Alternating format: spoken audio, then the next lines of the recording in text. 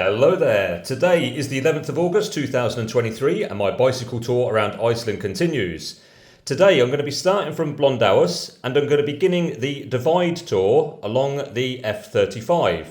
That's basically going from north to south Iceland. So today I'm going to cycle a little bit along here. Actually, I'm probably going to take this minor route here and then come down here into the F35, which will be, I think it's going to be a dirt road most of the way. And here I'm led to believe I can camp here at a cafe called Afangi. So it'll be quite an interesting day's ride. Here's clips and commentary from the road and speak in a bit. Cheers! Good morning. It's Friday the 11th of August 2023. I'm leaving Blonduos in Iceland and today I start the F35 road, which goes from the north to the south of Iceland. Although actually I start on the 731. Today is a challenge for ascent, probably some rough roads, and could be a slight tailwind, which will be a bonus for what happened yesterday. I haven't been able to solve my sleeping mat problem and it is now losing air much faster. The outdoor store, inverted commas, looked closed down, although maybe it opens at 11:30 according to some people. So yeah, I've got a problem with the sleeping mat and that's going to lead to a problem with sleeping for the next 2 weeks, I think. So I need to find a pool of water in which to place the sleeping mat to try and find the leak. So excuse me, maybe I can do that along on this journey. What else to say? Yeah, this is a new SD card. I'm hoping I don't lose the old one. And it's a bright day. Leaving a bit later, with it being 10:40 after a few little errands. Yeah, let's see how the day progresses. Just about 6 or 7 kilometers in, and although it's been uphill, it's been okay really. Road's still sealed. Different kind of land here, seeing a lot of horses around. Farmer gathering in hay, I guess for the winter, either for horses or other animals.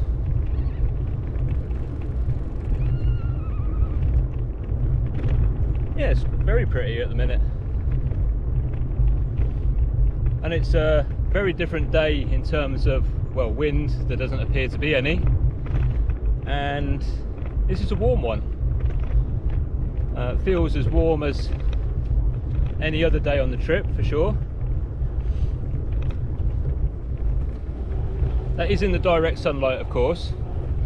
So I think the weather forecast suggested it would be about 10 degrees today. But Iceland's quite strange, so if you're actually in the direct sun, you know, it feels way warmer than 10 degrees.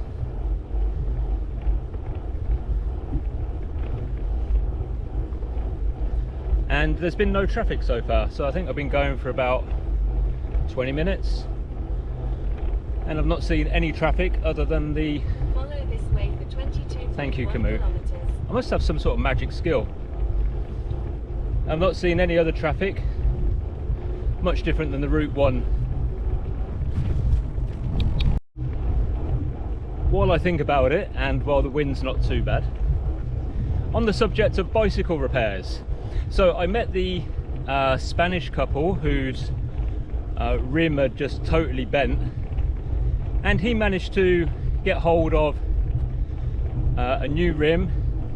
Well, actually he got hold of a new wheel, which is a 26-inch wheel, and he just slotted the wheel straight in. He didn't even change the cassette actually. He only had a couple more days left to go to Reykjavik, and their bike was loaded more heavily to the rear. A Italian couple today, again rear loaded bikes, the rack I think the bolt had come out the rack. So actually the rack was fine, but the bolt had worked itself loose. So a couple of things to keep in mind there. Firstly, check your bolts on your racks. And secondly, carry some spare bolts, which they didn't have, I did, so I've got so many spares, it's ridiculous really. So I would have been embarrassed if I didn't have the bolt. So I think it was only a standard bolt anyway. So yeah, at some point your bike or your equipment needs maintenance repair, like I'm finding with my sleeping mattress, and you only really discover the things that are wrong after, I think, 2 or 3 weeks.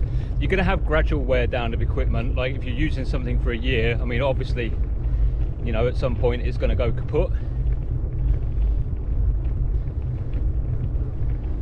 But relatively substandard stuff is going to reveal itself after 2 or 3 weeks of hard use, which is how I feel about this Sea to Summit mattress, the inflatable mattress. I can't remember what I've recorded over the last few days, so I don't know if I'm banging on about it, but of course at the minute it's my one major problem. So that's the one I'm focusing on more. And yeah, basically if you can't find the hole in the inflatable mattress or the leak, it's not worth anything in terms of thermal value, keeping you off the ground, and kind of pointless having it really. I am hoping on this route I can find some body of water to dunk it in, find the hole. I think I've already mentioned that. But obviously with a foam mattress, I probably wouldn't have had such a great night's sleep as I've been having. But I definitely wouldn't have had this problem. What would have happened though is, say I was on a big tour, you know, like 4 or 5 months down the line, the foam mattress would have been compressed so much that it probably wouldn't have been as thermally efficient as it was at the beginning. So at that point it would have made sense to get hold of a new one.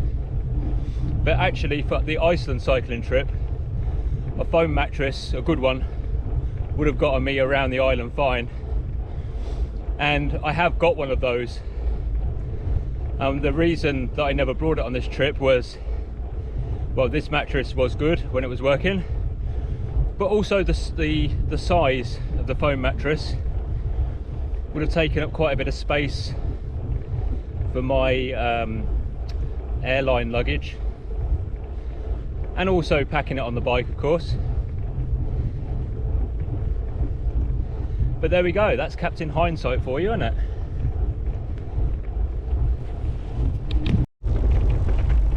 Just completed the first small pass of the day, and now entering the first stretch of dirt road.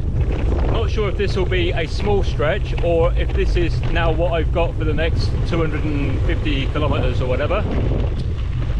Not unexpected, I was expecting a dirt road. And the F road, this used to be called the F35.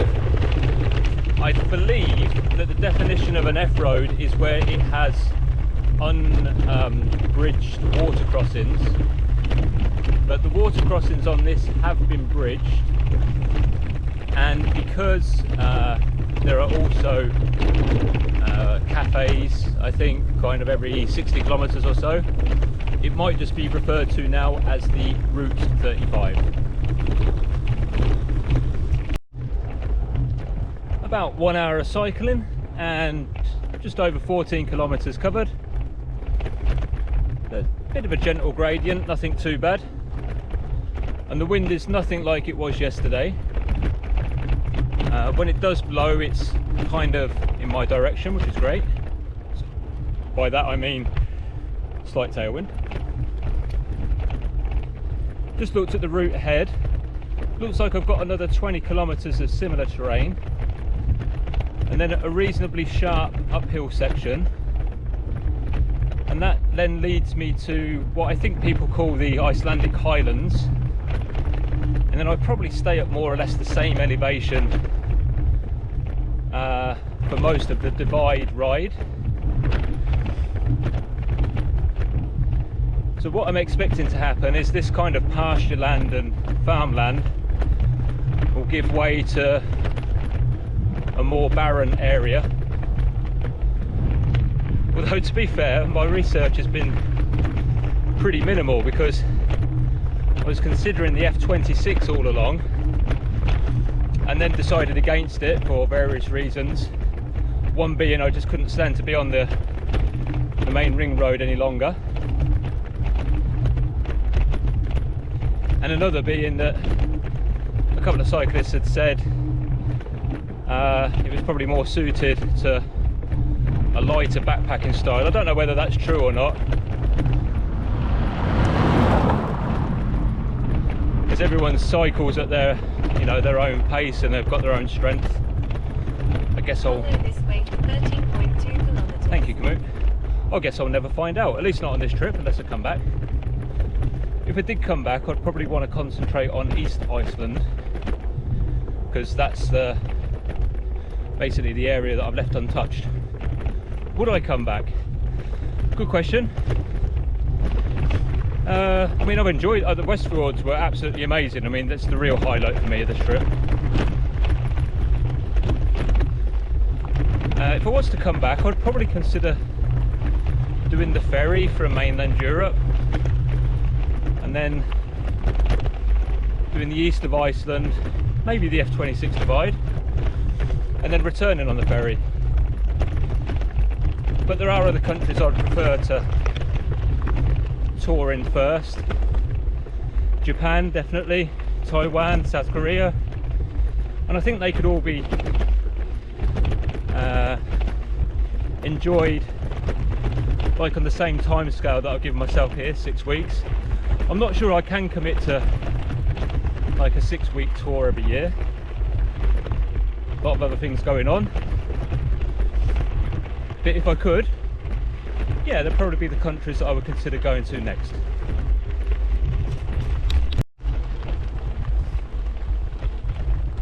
Been a bit of a uphill section for a while. I think it's taken me to around the 200-metre mark. I'm expecting this plateau of the highlands to be around 500. And that's probably going to make sleeping at night a little bit chillier. Potentially the weather a little bit more unpredictable. Not expecting any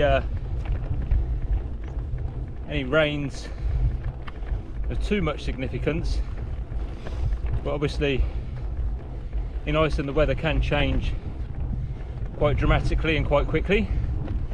Again, been super lucky with the weather, so no complaints there, and I'm very happy if it continues not to rain during my trip here. The headwinds that I experienced yesterday, yeah, I mean, that would be combined with rain. I mean, you can see why people throw up their hands and take the bus at some point. Something I'd like to avoid. Anyway, I don't think I've got a choice from here. I think I've kind of got a cycle. I don't think there's any choices after I get on the 35 proper. Although apparently the bus drivers do have to pick people up by law if the weather's bad and they're flagged down. But I mean, it's the middle of August. It's not going to get that bad, he says. That was a lovely fly just flew in my throat. I'm also hoping when I get a little bit higher, these flies are going to be a thing of the past. That could be famous last words as well. I don't know if you can just see the horses over there to the left.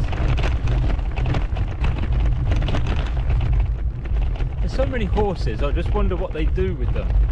I mean, they're not all for riding, so are we saying they eat the horses? Yeah, maybe I just made that up. Anyway, there's a lot of horses with not a lot of use for them, it appears. While I'm talking, I'm now 1 hour 58 in motion of cycling and 26 kilometers. I think I lost a lot of the height. I know, so current altitude 210, and I've done 370 meters ascent out of an estimated total of 820 for the day. Ideally, round about now, I'd love there to be a picnic bench somewhere, and I'll take a 15-minute break, have a sandwich, charge my gear with my solar panel, and then push on again. Ideally. So this is where the F35 officially begins. There is a little lay-by over on the right hand side where I'm going to take a break. No table, but you know, beggars can't be choosers.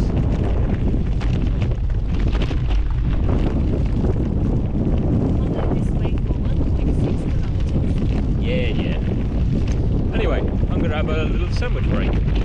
Awesome. At the point I was expecting a very steep ascent, and it is a steep ascent by the way, the road turned paved, which is a bit of a relief. It makes it a little bit easier. And it's difficult to work out how much more ascent I've got until I reach this plateau area.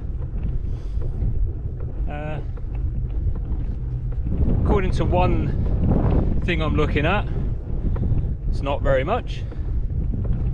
According to another one, it could be a couple of 100 meters, so who knows. There's also going to be a hydroelectric power plant I'm passing by at some point. I'm not sure if we'll get a view of a dam or a lake or what. It'll be interesting to find out. But anyway, this sealed road section has come at a great time. So I was expecting this to be quite washboardy actually. As it turns out, yeah, I've got a cycle uphill and I'm going at 6 kilometers an hour, but expending a lot less energy than if it was on a rough road. And I'm about to turn a hook corner, hoping that the wind will then be behind me as well. Which would be pretty awesome.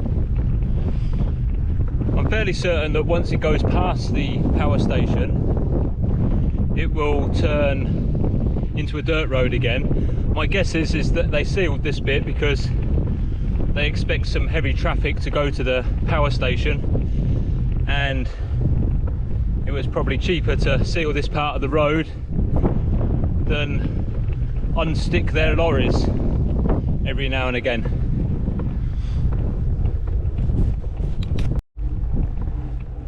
So there's a building to my left and one to the right. I think the one to the left must be the hydroelectric plant.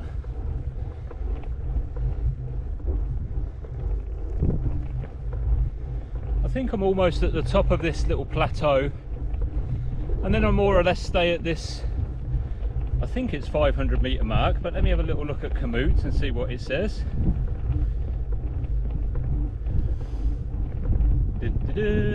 Got 33 kilometers left to go to my arranged, well, to the place I'm planning to stay at, if I can stay there. Current altitude is 350 meters, and I've done 610 of ascent. Yeah, but it looks more or less that I'm at the top of the climb. So probably where the building on the right is, that's more or less where it's going to plateau, and then it will just stay at the same height then for the rest of the day. Don't know, probably tomorrow as well, I guess. There was just a little information board in front of the power station, which you can't go into, just saying about how they're using the water in this area to create some power. And as I thought, the road is gone back to dirt now, so I expect this to stay the same.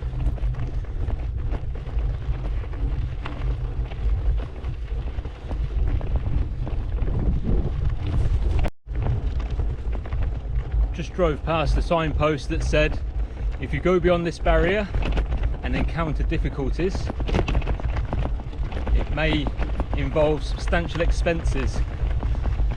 I guess that's mainly for rental car drivers. You're only supposed to take four-wheel drives on these roads.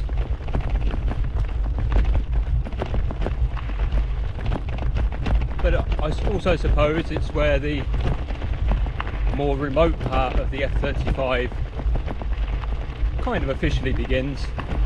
So I'm now up on this, what I'm calling a plateau area, which may still involve some up and down. I'm going to be passing by a few lakes. Kind of expect the landscape to be much the same as this, unless it goes much higher than this. And the cafe where I'm hoping to be able to camp, probably about another 2 hours ride from here, depending on road and wind conditions and everything else. And if I can't camp there, what I'll do is I'll just grab a meal there and then find somewhere to wild camp. So for example, looking to my right now, I mean there's plenty of places I can wild camp if I want to. A bit early for that yet, it's only 20 to 3. But if the landscape's going to be pretty much like this, then wild camping would be no issue at all. Maybe shade from the wind would be an issue, but finding somewhere to wild camp, not so much. Water could be an issue, I guess. The lakes are partly glacial melts, so I'm not sure you're supposed to drink that, so I would prefer to find running water if I have to find water. But as mentioned, you know, there's going to be this cafe, so whatever happens, I'm going to fuel up there. I think Kamut's going to go mad now because it wants to send me on some random dirt track where I'm going to carry on the same road. So it's going to keep telling me I've missed a turn, but I haven't.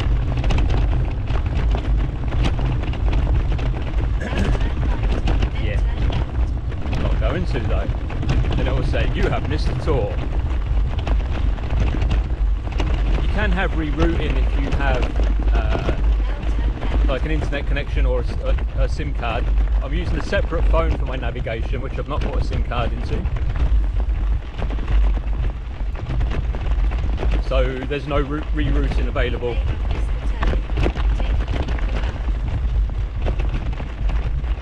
Anywho, continuing on.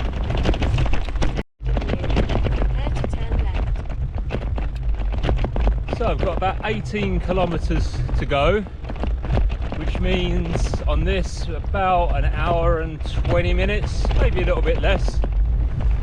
Just experienced the most amazing amount of flies. Kamut's been going mad, taking me on and off the route. Yeah, it's all been pretty straightforward. A bit of traffic coming and going. Some slow down for you, some don't. I guess there's two types of people in life.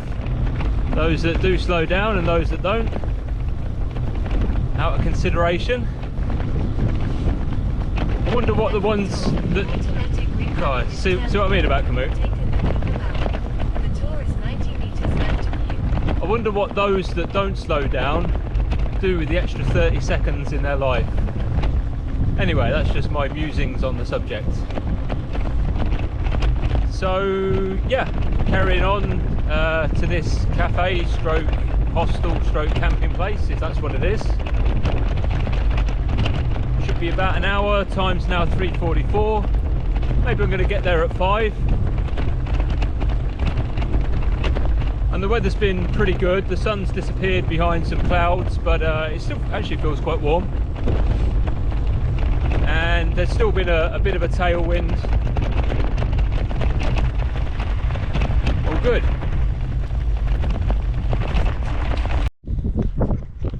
Not sure if you can tell on the camera, that's a glacier over there. So I think if I'd cycled the F26, I'd be on the other side of that glacier. No idea what its name is. Got about 10 to 13 kilometers left to go. Started to get a bit chilly now. Maybe it's because of that, maybe it's because time is getting on. But I've put my puffy jacket thing on. So now I'm wearing like a merino t-shirt, short sleeved, a merino long sleeve, and putting out my puffy jacket. So yeah, getting a bit chillier now. The tour is 1.6 kilometers ahead of you. Thank you very much, Camoot.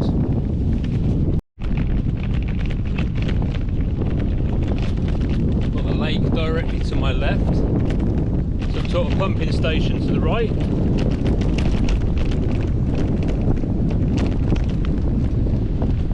So it's probably part of that hydroelectric setup.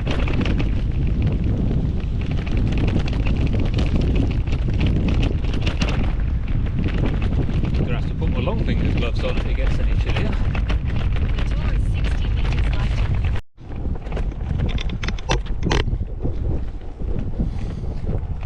you. So, not far to go now. I'm expecting a right-hand turn and a small cafe building. Just done a bit of a steep climb towards the end. Over to the left you can see this glacier. The tour is 800 meters right of you. Thank you. Yeah, it's probably, I don't know what it is, about 2 kilometers left to go. It's a nice little picnic area here actually. Quite exposed as a campsite. Be a bit windy up here I think. There's some lovely views. If I'd arrived a bit earlier in the day, that would have been a nice place to have lunch or something, but yeah, not possible. So I've just reached the 70 kilometre mark.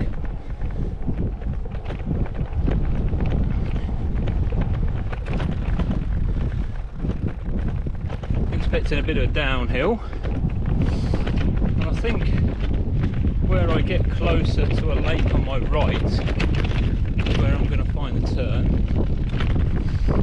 Yeah, it would have been a nice place if I'd managed to get here any earlier. A bit too cold now. I can see some dust coming up the road. In front of me there's a car coming. I think I'm going to let these people go. So it looks like this little complex of buildings to my right is what I'm heading for. Just looking for the right hand turn now. And ahead of me, got a little climb first thing in the morning. That'd be nice, wouldn't it? Always like that, to get yourself in the mood for the road ahead. When I get to this place, I'm not going to turn the GPS off quite straight away until I've confirmed I can camp. But I'll be camping over on the left if I can't camp at this campsite, this cafe place. There's no reason to believe I can't camp there, but according to Google Maps anyway, but we're going to find out. The tour is 400 meters right of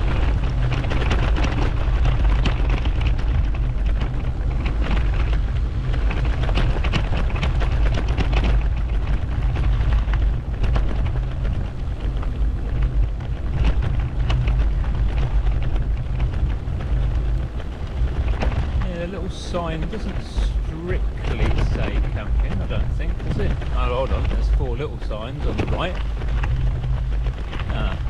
Oh well, we are going to find out. It's called Afangi. And I'll let you know.